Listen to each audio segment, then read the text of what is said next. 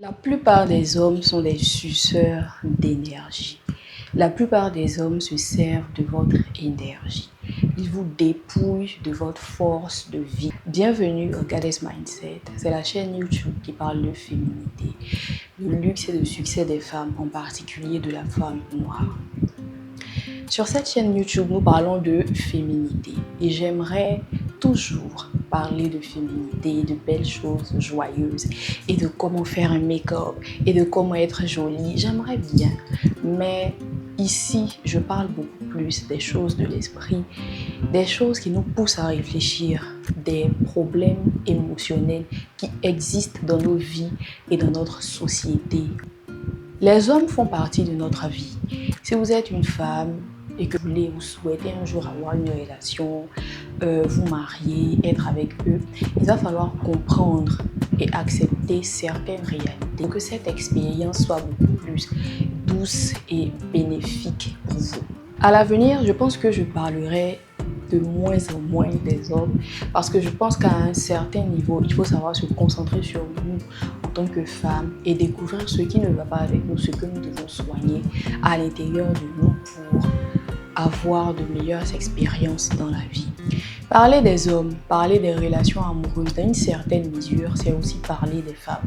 Parce qu'on ne va pas se mentir, on ne va pas ignorer ce sujet, on ne va pas faire comme si tout allait super bien. Il y a beaucoup de douleurs, beaucoup de problèmes émotionnels qui sont causés par les relations que nous avons en tant que femmes avec les hommes et il faut en parler. On ne peut continuer à faire comme nos parents. Les hommes sont méchants, il ne faut pas parler avec eux, il faut les éviter et voilà. Finalement, on sait toutes que personne ne les évite. On sait qu'on a des relations avec eux qui finissent souvent mal parce qu'on n'est pas assez outillé, parce qu'on n'a pas assez d'expérience et surtout parce qu'on ne se dit pas assez la vérité.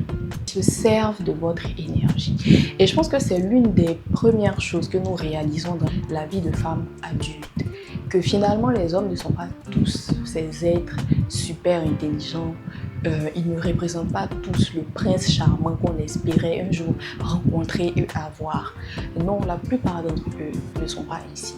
Et je pense que ça, c'est la réalisation de la vie de la femme adulte. Le fait de quitter dans ces illusions de l'adolescence et d'accepter la réalité telle qu'elle est, d'accepter la réalité de la plupart des hommes qu'on rencontre dans nos vies. Ce sont des suceurs d'énergie.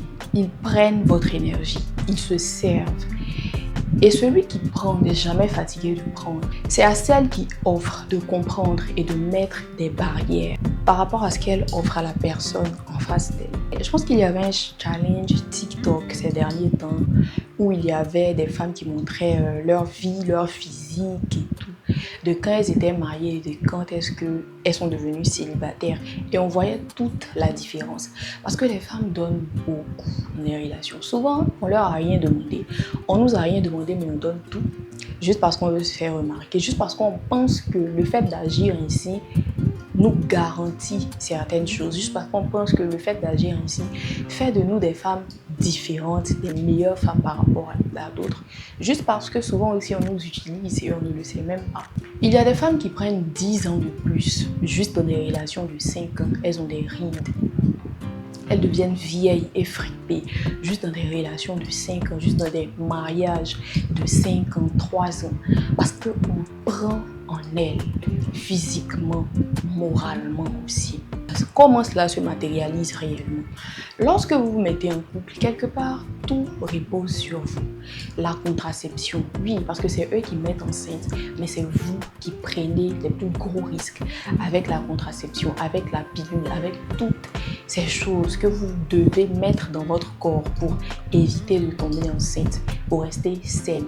Souvent parce que vous-même, vous ne voulez pas, ou souvent parce que vous n'avez pas assez de moyens pour avoir des enfants. Donc la contraception repose sur vous. Et même quand il n'y a pas de contraception, le fait de mettre les enfants au monde, c'est vous qui accouchez, c'est vous qui les portez, c'est vous qui vivez 9 mois de souffrance et de douleur et toutes ces choses que votre corps traverse encore et encore pour pouvoir donner naissance et pour pouvoir continuer la lignée de votre famille. Nous faisons nos enfants pour nous, nous aimons nos enfants. Bien sûr que nous aimons nos enfants et que nous faisons nos enfants pour nous, pour les femmes qui ont des enfants, mais on sait toutes que ce n'est pas facile.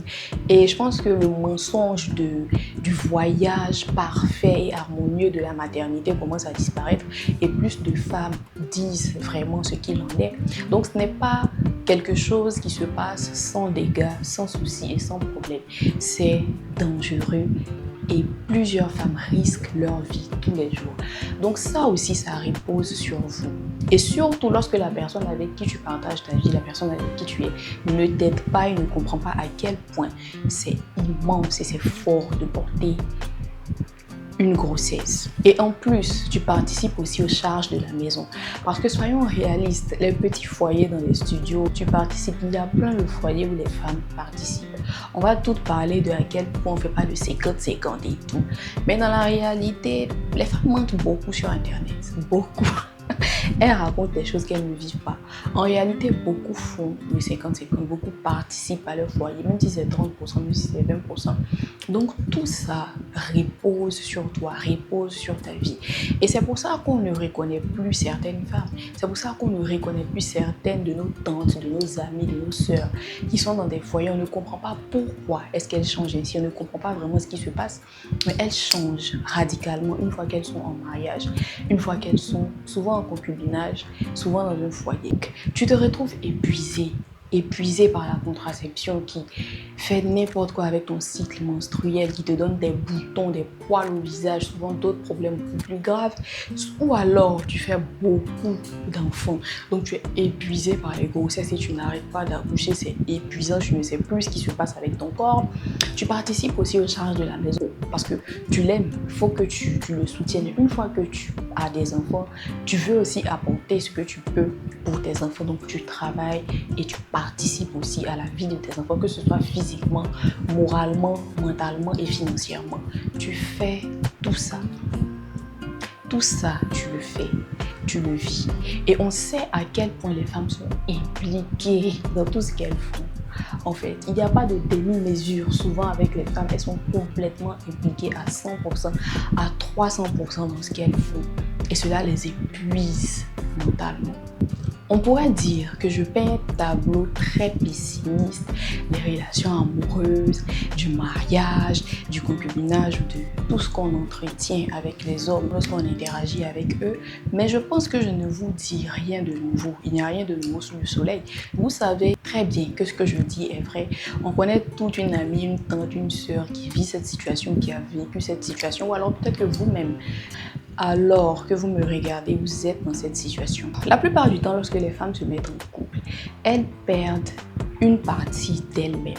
En Afrique, je dis ça toujours, c'est souvent l'endroit où on te menace avec les relations amoureuses. Oh, quand tu vas être en couple, on va voir ce que tu vas faire.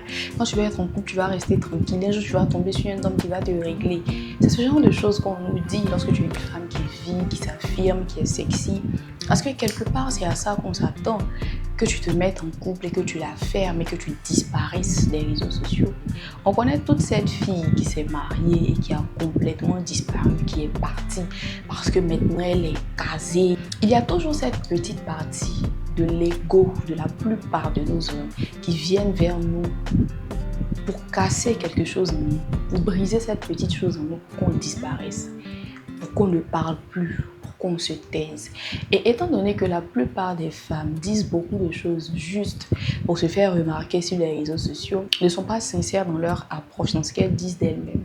Elles-mêmes veulent juste rencontrer quelqu'un et se taire et disparaître. Mais souvent, c'est orchestré par les hommes eux-mêmes. Ils viennent vers vous pour vous faire taire.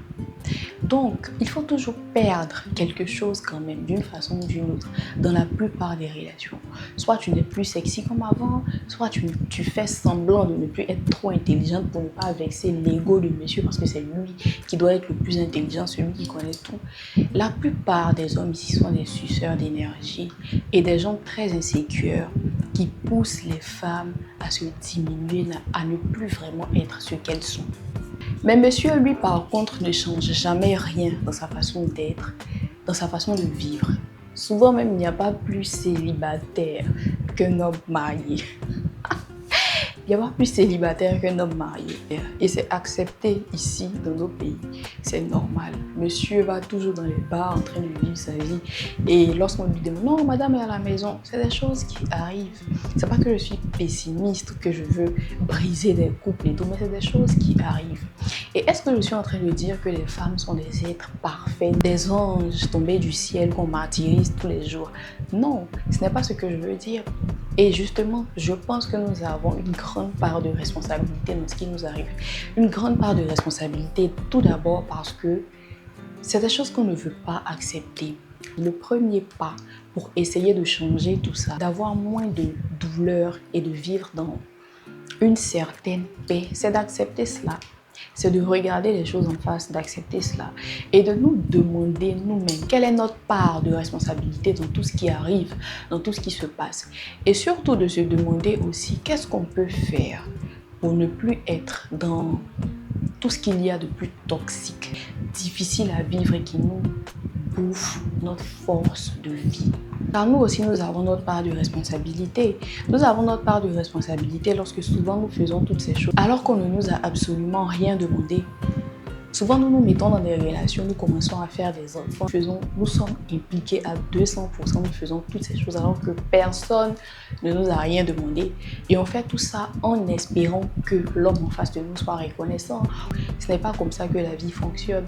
Nous essayons souvent de les manipuler en espérant en retour quelque chose, et surtout en ce qui concerne les relations amoureuses. Et il est grand temps de se rendre compte et de comprendre que souvent, nous nous mettons dans des problèmes nous-mêmes. Nous nous engouffrons dans des choses nous-mêmes. Nous décidons de faire des enfants en espérant que. Nous décidons de faire beaucoup de choses en espérant que. On laisse tomber nos propres vies, nos propres projets pour travailler sur la vie de certaines personnes, pour travailler sur les projets, sur la vie d'autres personnes. Parce qu'on se dit que notre vie ne peut avoir du sens que si on travaille pour la vie d'un homme. Et toutes ces choses que je cite là, ce sont nos parts de responsabilité dans ce qu'on vit et dans ce qui nous arrive.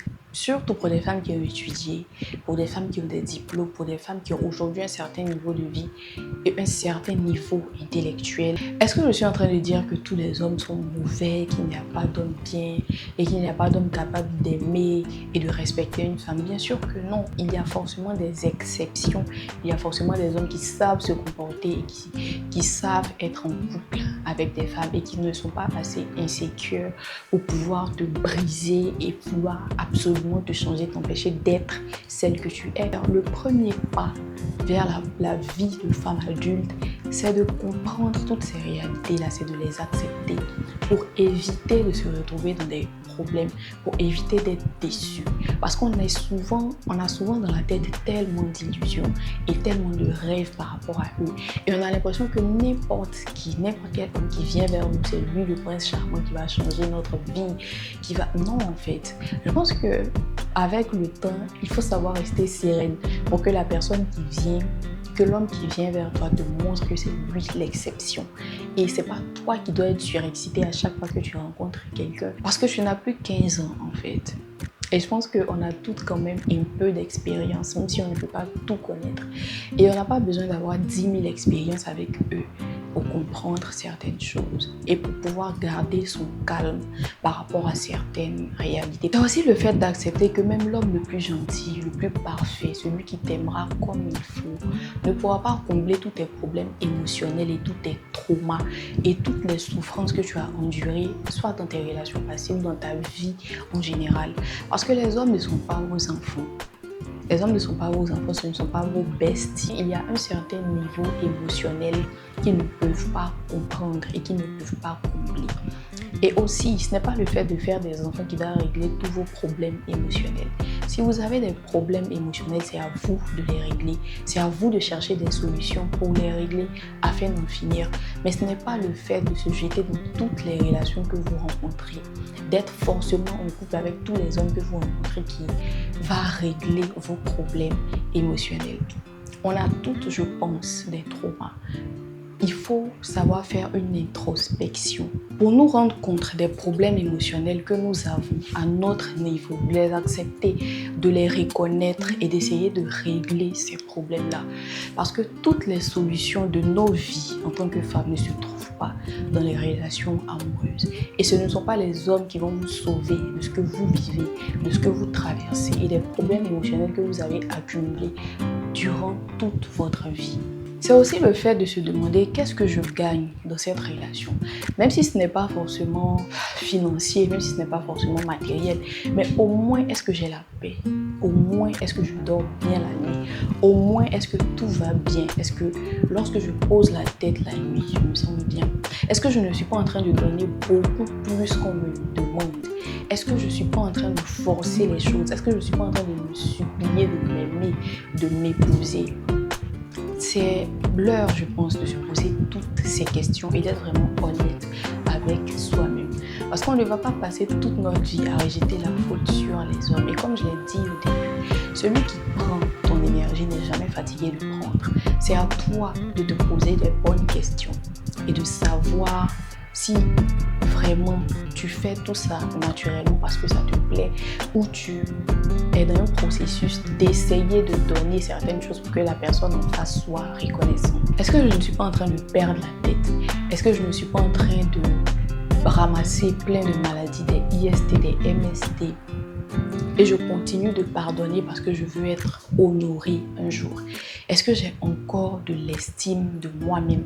Dans ce qui est en train de se passer, est-ce que je ne suis pas en train de perdre mon énergie et ma force vitale? Est-ce que je suis en train d'insulter les hommes et qu'ils ne méritent pas toutes ces choses? Non.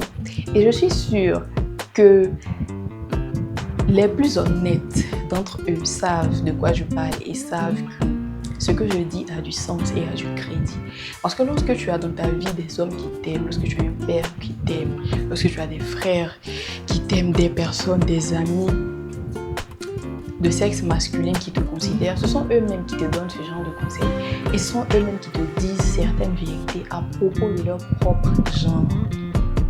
Il vaut mieux savoir toutes ces choses, vaut mieux être outillé, vaut mieux connaître la réalité de cette vie-là pour pouvoir être en paix, pour pouvoir beaucoup plus travailler sur tes objectifs, pour pouvoir savoir où tu vas dans ta vie au lieu d'investir 10 ans, 15 ans de ta vie dans des relations souvent alors qu'on ne t'a rien demandé parce que tu penses que c'est ce qui est bien, parce que tu espères que la vie ne marche pas ainsi. La plus grande réalisation de la vie d'une femme adulte, c'est d'accepter cette partie de la réalité de la vie qui est souvent triste, mais c'est une partie de la vie qu'on nous cache souvent.